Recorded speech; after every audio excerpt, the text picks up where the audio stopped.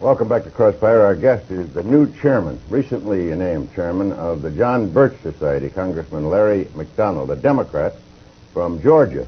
Mr. McDonald, your predecessor believed that the PTA was too left-wing and that the John Birch Society at one time tried to infiltrate it, or so he said. He used the word infiltrate.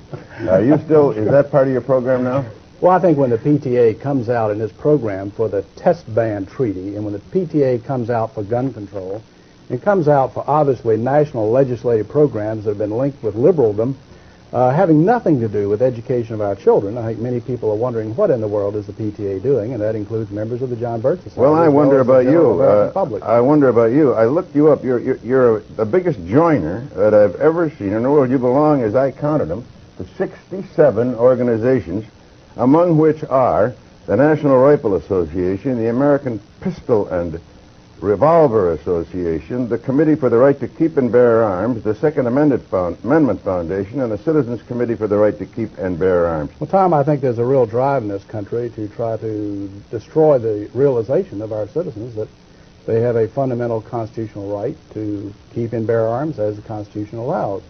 And unfortunately, there are those in our society, including elements of the PTA nationally, not always locally by any stretch, but nationally, who would believe that the federal government should restrict the right of citizens to keep and bear arms. Can I get back to What kind of grades do you give Ronald Reagan as president? And what kind of grades does the John Birch Society give him?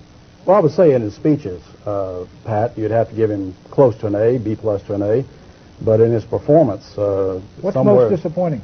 Well, I think the fact that the rhetoric is going one way and the record is going another. Let me ask you about this conspiracy again. Well, you can take the issue of one of the major problems of this country is inflation, right, and the problems of the destruction of the dollar. And the fact of the matter is, in spite of promises to the contrary, Reagan has not moved to correct the deficiencies. We're now back to Keynesian economics, despite comments to the contrary. Do you think that's a result of the conspiracy you mentioned? Is there somebody working on them to get the inflation so that this country will be weakened? Well, as a man who campaigned against elitism, as a man who in his campaign rhetoric said that he would not be having the Council on Foreign Relations trilateral types dominating his cabinet, he's got about 250 members of such in his administration. Well, let me ask you about Bill Casey. Now, I've known Bill. 250 members. Of the trilateral commission. I've known Bill Casey in the administration. I've known Bill Casey, the director of CIA, since World War II. As a matter of fact, in World War II, he was my boss.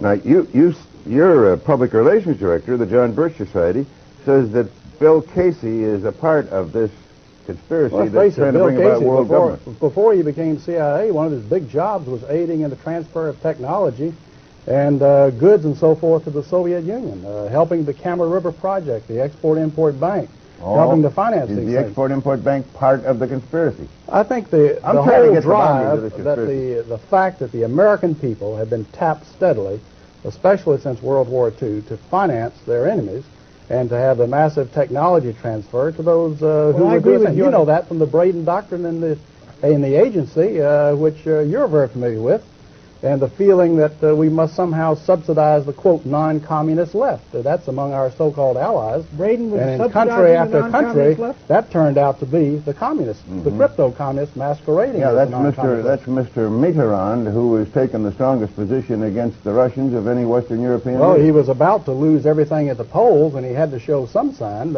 It's very difficult to say exactly how far that will Congressman McDonald, he's been using the term conspiracy. No, I didn't use it. For heaven's sakes, Pat. The John Birch Society used it. I don't want to go through the tapes. Well, it is. Don't blame it on me. He used it. You've used it 45 times. That's right. They say this is a conspiracy. I want to know what the conspiracy is. I'm trying to find out who's in it and what agencies of government in it, because I want to fight it along with you. You look like... Great, Tom. Let me tell you, Tom. You tell me, how can I join the John Birch Society? Well, gosh, Tom, you got no problem at all. All you need to do is write a letter to the John Birch Society, Belmont, Massachusetts, 02178, and tell them that you would like to purchase for $2 a copy of the Blue Book. Tom, you read it, and I think if you're a dedicated American, you will agree with every word. Then you get in touch with me, and we may even sign you up. Yeah, but it says here in one of your publications, not just anyone can be a Bircher. Now, how can I be a Bircher? Anyone. Now, if you don't believe in the Constitution and limited government and free enterprise and biblical values of morality, I believe in all those, but I don't Well, believe there's a conspiracy. He'd make a lousy candidate. Tom, you know, as a matter of Pat a member of the conspiracy? He's a member of the press. Let me ask you, Mr. Braden's used for the 47th time the term conspiracy. Now, let me ask you seriously. When you use people like Casey, who's on the Council on Foreign Relations, David Rockefeller's Trilateral Commission, what do you mean, or do you mean, is that your term, the term conspiracy? Well, there are many different levels of the problem. But yes, the term has been used, the term of conspiracy, when you have a group of people. They're actively collaborating, and at the other end of that point of collaboration are communists, and on this end of the point of collaboration is Bill Casey and trilateralists and CFR Al Haig. You have people who are part of the elitist structure of this country that have dominated this country openly for 40 years. I know, but they're not. Is that a conspiracy? Now, wait a minute. If people quietly working together for evil objectives, two or more, that by definition is a conspiracy. You have, by their own admission, you look at The Tragedy and Hope by Professor Carroll Quigley, who's a member of this elitist group. He says, sure, we've been working this. Sure, we've been collaborating with communism. Yes, we're working for a global accommodation. Yes, we're working for world government. The only thing I object to is that we have kept it a secret. And I think we've gone so far along, we should come out and say, I'll bet you $1.50 that Bill Casey doesn't know who Professor Quigley is. I don't. He's at Georgetown a number of years ago. He died a couple of years ago, and he wrote The Tragedy and Hope. He's a very noted member of your club, Tom.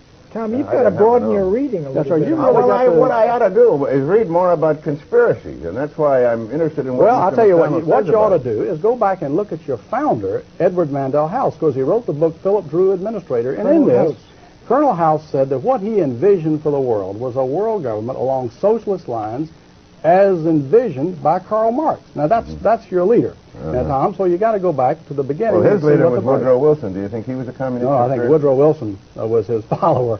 I think Edward Mandell House dominated Wilson, not the other way around. And so Edward Mandell House, that was, we ought to make that clear. He was President Wilson's principal alter advisor. ego. That's correct. Yeah. So he is the real villain from which all these conspiracies. No. He is a major figure, Tom. But there has been, unfortunately, in the West, an element. There are good members in the Council on Foreign Relations, dedicated, patriotic people. You've had Sproul Braden, who was a member of the Council of the Birch Society. Bill Buckley's and Council on Foreign Relations. You've got some dedicated people. But the driving forces have very clearly been willing to collaborate, subsidize, work for technology transfer for what they feel is some type of an accommodation and merger. And I submit this would be a disaster for the American Republic. Are there any in Congress? Sure. Our guest has been Congressman Larry McDonald of the John Birch Society. He's the new chairman. He's succeeded Robert Welsh, who has stepped down, as I understand it. That's correct? He's been sort of promoted to chairman emeritus. He's been promoted to chairman emeritus and founder. And Tom Braden and I'll be back with final comments in a moment.